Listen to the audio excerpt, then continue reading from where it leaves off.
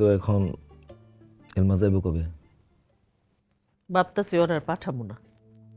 তার মানে? মানে আবার কি, সেই ছোটবেলা থেকে হোস্টেলে হোস্টেলে পড়ে রইছে মায়াটা। তুমি তারে হোস্টেলে ফালাই রাখছো। ভাল লাগে আমার বাড়িটা খালি খালি? মা হিসেবে তারে তো আমি কয়েকটা বছর নিজের কাছে রাখার আশা করতেই পারি। না, পারো না। বেশি আশা করলে দেখবা সবই হারাইছো। আরে এই মেয়ে তার বাপের লুঙ্গি পরে সহ্য করতে পারে না, তারপর যখন তার বাপের এই ভিক্ষুক চেহারা জানবো তখন কি করবো বুঝতে পারতেছো?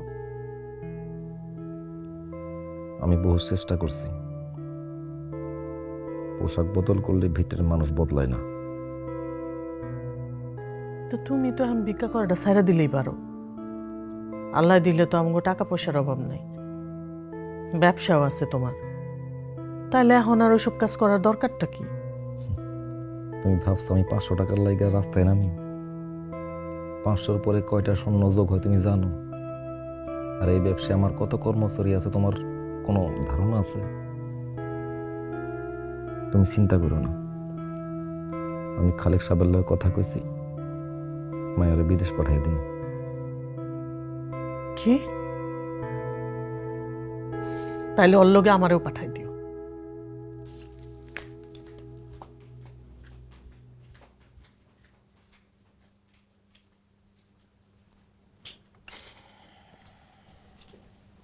হলো তোমরা আবার ঝগড়া করছো না? আচ্ছা আমি না বুঝি না, তোমরা এই ঝগড়া করো এই ঠিক হয়ে যাও, মানে জিনিসটা কিন্তু কিউট আছে। তোমাদেরকে তো একটা হ্যাপি কাপল মনে হয়। So like what's the magic in between you guys? কি কইলি? বাংলায় কও। ও আচ্ছা, মানে ধরো যে তোমাদের মধ্যে এমন কি জাদু আছে যেটা তোমাদেরকে একসাথে করে রাখছে, মানে তোমার কি মনে হয়? কঠিন প্রশ্ন। কখন কারে ভালো লাগা যায় এটা তো আর কোন যায় না। তো ভালো লাগা গেলে তখন আর কিছু করার থাকে না। এইসব তো ওই অঙ্কের সূত্রে ফেলাইতে পারবি না। আচ্ছা, তার মানে তুমি বলতে চাচ্ছ যে এটা আসলে কোনো ইকুয়েশনে আসে না, তার মানে ওই তোমার অঙ্কের সূত্র দিয়ে হবে না। হ। হুম, আচ্ছা তাহলে তোমাকে একটা সহজ প্রশ্ন করি। ধরো মানে just ধরে নাও আর কি, যে একজন দুইজনকে পছন্দ করে ফেলছে। হুম, এখন ওই দুইজনের মধ্যে একজন হচ্ছে খুব অনেস্ট, মানে খুব সৎ, খুব ক্লিন, মানে একদম স্বচ্ছ মনের মানুষ, হ্যাঁ।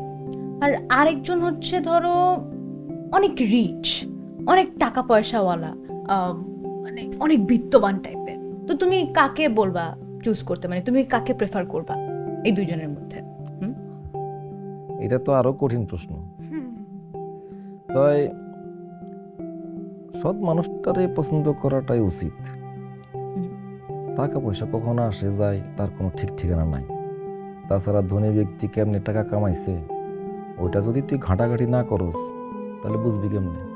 আরে আমি না তো, মানে ওই তো ধরে নাও। ওইটাই আর কি, কে হ্যাঁ। কিভাবে টাকা পয়সা কামাইছে, যে ধনী না ঘাটলে তো বুঝতে পারবি না সে কেমনে ধনী হয়েছে।